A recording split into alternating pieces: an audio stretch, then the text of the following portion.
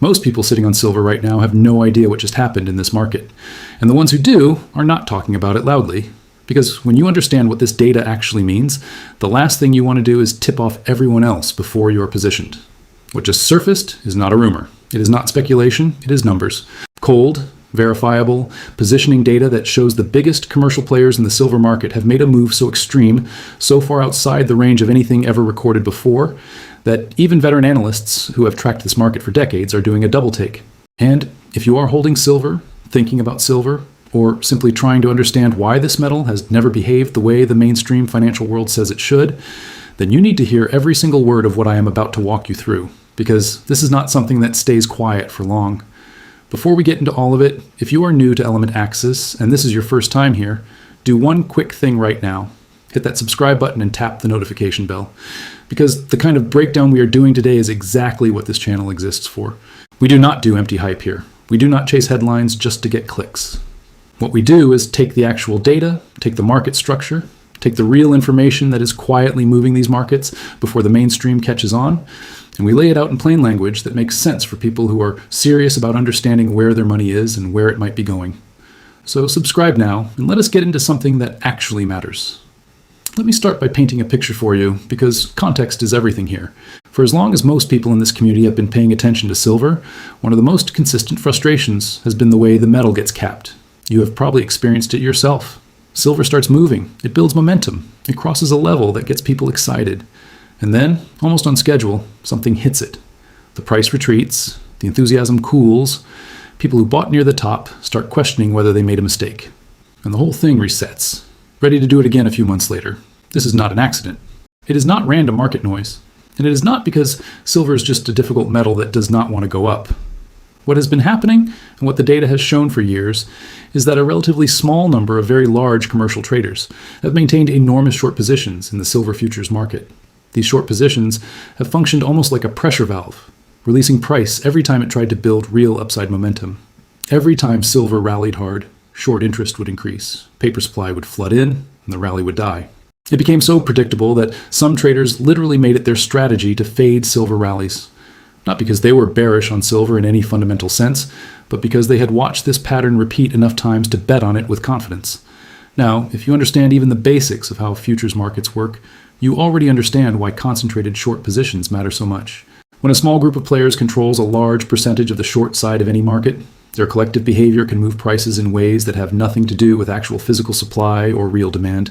They are essentially adding paper supply to a market at moments when real supply would otherwise be insufficient to meet real demand.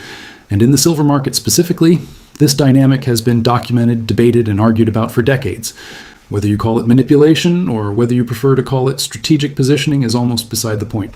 The effect was the same. The price of silver was being influenced by paper positions held by a handful of large institutions in ways that would not have been possible in a market where those positions were more broadly distributed. So why is any of this suddenly different? Why are we talking about it today when this has been the reality of this market for so long? Because the data that has just come to light suggests that something in this long-standing structure is beginning to shift in a way that is genuinely without precedent. Specifically, the data shows that the 5th through the 8th largest commercial traders in the silver market have reduced their short positions to the lowest levels ever recorded in the entire history of tracking this data. Let that sink in for a moment. Not a 5-year low, not a 10-year low, the lowest levels ever recorded. These are not small traders making noise at the margins. These are major commercial institutions, sophisticated players with access to research and analytical resources that most of us never see. And they have collectively, at essentially the same time, stepped away from the short side of silver to a historic degree. That is not a coincidence. That is not random repositioning.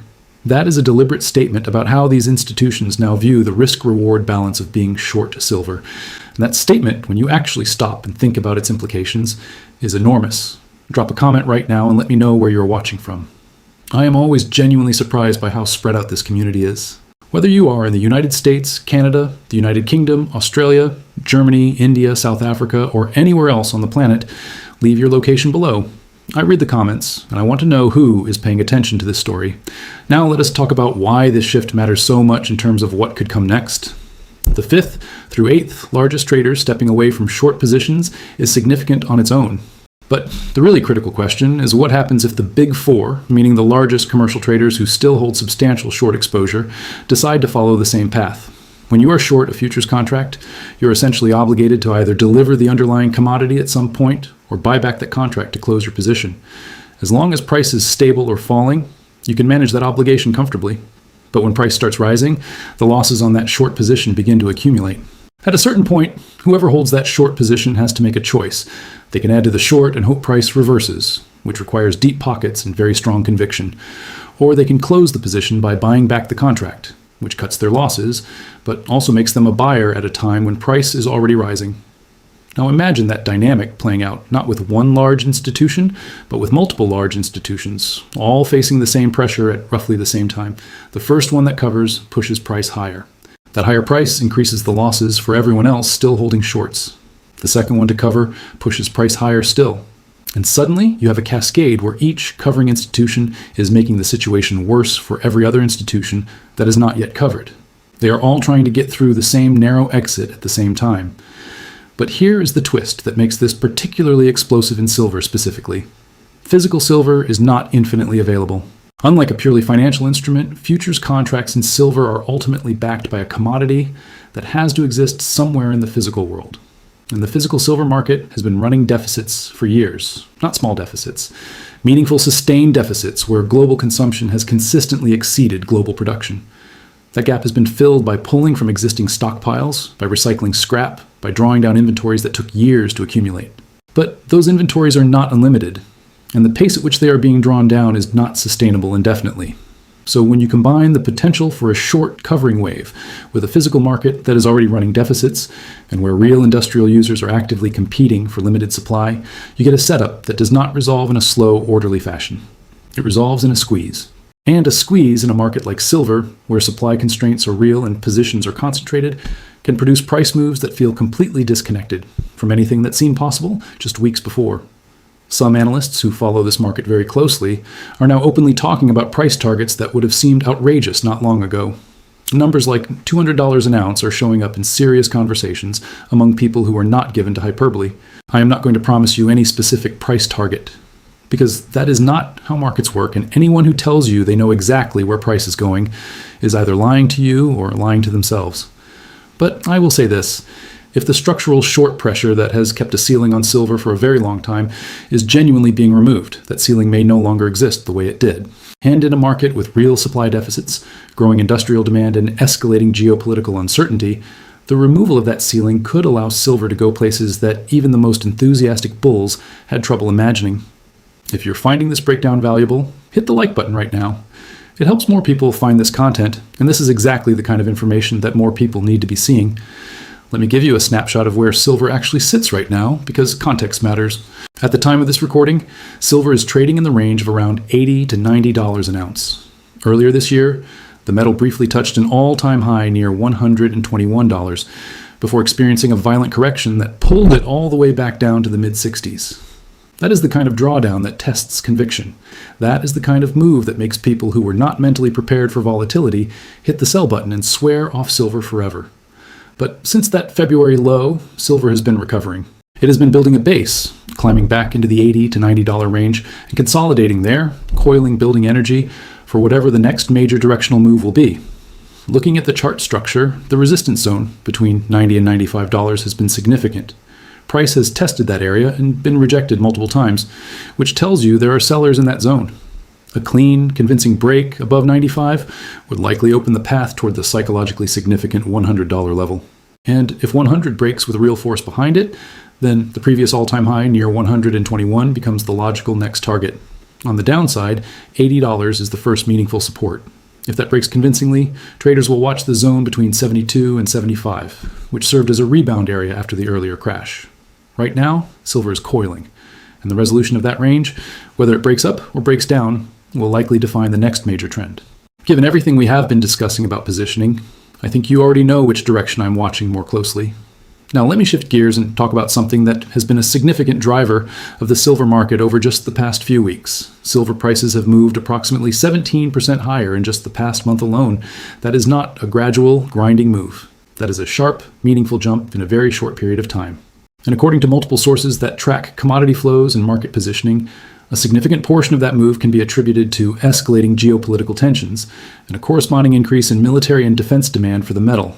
I want to pause here because I know that phrase, defense demand for silver, sounds unusual if you have mostly thought of silver as a precious metal, but silver is one of the most industrially essential materials on the planet. Silver has the highest electrical conductivity of any known element, not just good at conducting electricity. The best, bar none. Nothing else does it better. That makes silver irreplaceable in electronics and telecommunications infrastructure and in the critical systems that power modern militaries. It is a key component in solar panels, where its conductivity plays a direct role in converting sunlight into usable electricity. And in defense applications specifically, in weapon systems, in guidance electronics and communications equipment that has to function under extreme conditions, silver shows up in ways that most civilians never think about, but that military procurement officers absolutely do. Here is what makes defense demand different from ordinary industrial demand. When a government contractor is building a weapon system, they are not price shopping. They need the material that performs. And in many of these applications, there is no substitute that performs as well as silver. That means when geopolitical tensions rise, the demand they generate for silver is not flexible. It does not shrink because the price goes up. It has to be satisfied at whatever price the market requires. That is what economists call inelastic demand. And it is one of the most powerful forces that can exist in any commodity market. Go ahead and share this video with someone you know who follows the metals market or who has been thinking about protecting their wealth in this environment. This is exactly the kind of conversation that more people need to be having right now. So now think about what we are looking at when we put all of these pieces together. You have a market historically suppressed by concentrated short positions. You now have data showing that a significant portion of that short interest has been reduced to historic lows. You have a physical market running structural deficits where production cannot keep pace with consumption. You have growing industrial demand from multiple sectors simultaneously, including solar energy, electric vehicles, consumer electronics, telecommunications, and defense. And you have escalating geopolitical uncertainty driving both safe haven investment demand and strategic stockpiling of critical materials. Every single one of those forces is pointing in the same direction. That kind of alignment, when it happens in a market that has been artificially compressed for a long time, can produce moves that are genuinely extraordinary. I want to address something directly now because I know a lot of you watching have been following silver for years, and your skepticism is completely understandable. You have seen silver rally sharply, heard people say this is the one, and then watched it get hammered back down just as the excitement was peaking. That has happened enough times that it would be strange not to be skeptical. I understand that, I respect it, and I'm not going to tell you to throw it away. And what I am going to tell you is that there is a difference between skepticism based on past patterns and skepticism that ignores new data. The past patterns were real, the suppression was real, the short selling pressure was real, and it worked over and over because the structural conditions that made it work were in place. But the data coming to light now shows that one of those structural conditions has changed in a way that has never happened before. That does not automatically mean everything is different, like the big four are still holding significant shorts. New short sellers could emerge. None of that is impossible. But when the data changes, intellectually honest analysis has to change too. You can maintain your cautious approach. You should maintain it. But you also have to take the data seriously for what it is, not dismiss it, because you have been disappointed before. Leave a comment below and tell me this. When you think about silver, do you primarily think of it as a precious metal like gold, or do you think of it more as an industrial commodity like copper? I ask because your answer shapes how you should be thinking about position sizing, time horizons, and volatility management. This is a practical question, and the community answers here are always genuinely useful. Silver sits in a position that no other commodity occupies in quite the same way. It is simultaneously a precious metal and an industrial material. On one side, people buy it as a store of value, as insurance against currency debasement, as a hedge when economic and geopolitical stability is in question. On the other side, silver has irreplaceable industrial applications across dozens of sectors. And those two demand drivers can both accelerate at the same time, as they appear to be doing right now. When that happens, the combined pressure on a market already running, deficits become something that traditional supply-demand models were simply not built to handle. Think about the energy transition. Solar capacity is being added at a rate that would have seemed impossible a decade ago, and every solar panel requires silver. The per-panel requirement has not declined as fast as the industry hoped, because silver's electrical properties are too good to engineer around without sacrificing efficiency. As the world installs more solar capacity every year, that demand compounds. Electric vehicles are a similar story. The electrification of transportation requires silver in connectors, in battery management systems, in the power electronics that make these vehicles function. Layer on top of that the fifth-generation wireless infrastructure build-out, the medical technology sector, and the defense sector, and you see a demand picture that is not going away. It is a structural shift in the global economy that has been building for years and shows no sign of reversing. I want to walk you through what a short covering event actually looks and feels like from inside a market, because a lot of people hear the phrase short squeeze and picture something exciting and orderly. It is neither. It is chaotic and uncomfortable even for people who are positioned correctly. When you hold a large short position and price begins moving against you, you face escalating losses in real time. Every dollar silver moves higher represents a substantial financial hit multiplied by the size of the position. At a certain point, either because risk models trigger an automatic response or because management decides the trade no longer makes sense, they begin covering. That buying pushes price higher. Every other institution still holding shorts now faces larger losses. The pressure on them to cover increases. A second large holder covers, price goes higher again. The cascade builds. Here's the critical piece. Futures markets are ultimately linked to physical markets. When shorts cover, they are representing a claim on real silver that exists somewhere in the physical world. In a market where physical inventories are already being drawn down and industrial users are actively competing for available supply, the connection between paper covering and physical tightness creates a feedback loop that traditional models do not fully capture. You can end up in a situation where the shorts are all trying to cover at the same time in a physical market that simply does not have enough supply to accommodate everyone at current prices. The only mechanism the market has to resolve that imbalance is price. In a market with significant inelastic industrial demand, that process can take price much higher than most people expect before equilibrium is found. If you have gotten this far, please drop a like if you have not already. It takes 2 seconds and makes a real difference in whether this content reaches the people who need to see it. Let me give you a framework for thinking about all of this in a way that is useful for making real decisions. There are 3 things I pay close attention to when assessing the true state of the silver market. The first is positioning data. What are commercial traders actually doing with their positions? Are they adding shorts or covering? This data is publicly available, and it represents what large, sophisticated players are doing with real money, not what they are saying publicly. When commercial short positions decline to historic lows, that is a signal worth taking seriously, regardless of what daily price action looks like. The second thing I watch is physical market indicators. What are premiums doing? Premiums are the amount buyers pay above the futures price to acquire actual physical metal. When premiums stay elevated even while the paper futures price dips, that tells you the underlying physical market is not confirming the weakness on the screen. Eventually, physical reality and paper pricing have to reconnect. And historically, when they do, physical reality wins. The third thing I watch is the broader demand environment. Is industrial demand growing or contracting? Is there geopolitical tension driving safe haven buying? Is there evidence of strategic stockpiling? Right now, every single one of these indicators is pointing in the same direction. Industrial demand is growing across multiple sectors. Geopolitical tension is elevated. Investment demand remains strong. And there is growing evidence that governments and large institutions are thinking seriously about supply chain security for critical materials, with silver ranking high on that list. Now, let me talk about what all of this means practically. And let me be clear from the start that nothing I say here is financial advice. Every individual situation is different, and decisions about buying, holding, or selling any asset need to be made based on your own circumstances and risk tolerance. If you are already holding silver, the data we have been discussing probably reinforces your thesis. But reinforcement does not mean throwing risk management out the window. Silver is one of the most volatile commodities in the world. It can drop 15% in a week and gain 20% the following week. Your position size and your financial situation determine whether you can hold through those pullbacks without being forced to sell at exactly the wrong moment.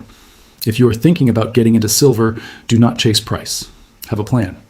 Know what levels make sense as entry points. Know what your time horizon is. Are you buying this as a trade over weeks or as a long-term holding you plan to own for years? That question should shape your entry strategy completely differently, and know in advance what you will do if price moves against you before it moves for you. Silver will test your conviction. The market is very good at creating scenarios where the correct decision feels like the wrong one in the moment. Tell me in the comments how long you have been following silver.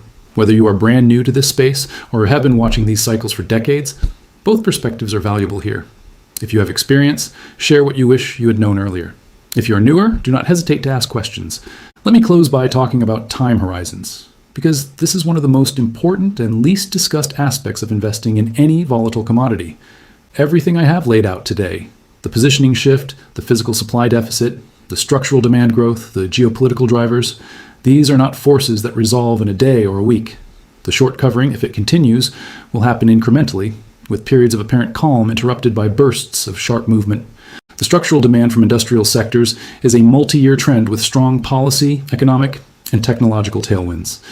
The geopolitical tensions driving defense procurement and safe haven demand are not going to resolve in a press conference. What all of this means is that if you are watching the silver price tick by tick, you are going to drive yourself crazy. The intraday noise in silver is relentless. Step back. Look at weekly charts, look at monthly charts, watch the positioning data as it updates, watch the physical indicators over time rather than in any single snapshot. And understand that markets building toward something significant almost never move in a straight line. They test patience. They create doubt at exactly the moments when the underlying thesis is most intact. The investors who ultimately capture the big moves are almost never the ones who traded it perfectly. They are the ones who understood the thesis deeply enough to hold through the noise without panicking. Silver is one of the most interesting and most misunderstood stories in the commodity world. A metal that is simultaneously precious and industrial, simultaneously a monetary asset and a critical input for the technologies defining the next few decades. The data we are seeing right now, the historic reduction in commercial short positions, the ongoing physical supply deficit, the accelerating industrial demand, the geopolitical backdrop, all of it is pointing toward a potential inflection point. That does not mean the move happens tomorrow. It does not mean it happens without painful setbacks. But it does mean that the people paying attention to the right signals, rather than just reacting to daily price action, will be positioned to understand what is happening when it happens, and make decisions based on insight rather than emotion. Stay engaged with what is going on in this market. Watch the data as it develops. Watch how price responds to the key levels we discussed. And watch your own emotional responses to the volatility, because in silver, your psychology is as much a part of your returns as your entry price. If you got something out of this video, please share it. Share it with someone who follows the metals market. Share it with someone in your life who has been asking questions about how to protect their wealth in this environment.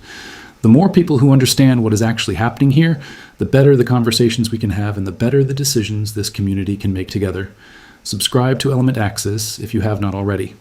We are going to be following this story closely as it continues to develop. The positioning is shifting. The physical market is tight. The demand forces are real and growing. And the structure that held this metal back for a very long time may be in the process of genuinely and historically changing. Pay close attention, stay informed, make your decisions based on data, not noise. Thank you for watching. We will see you in the next one.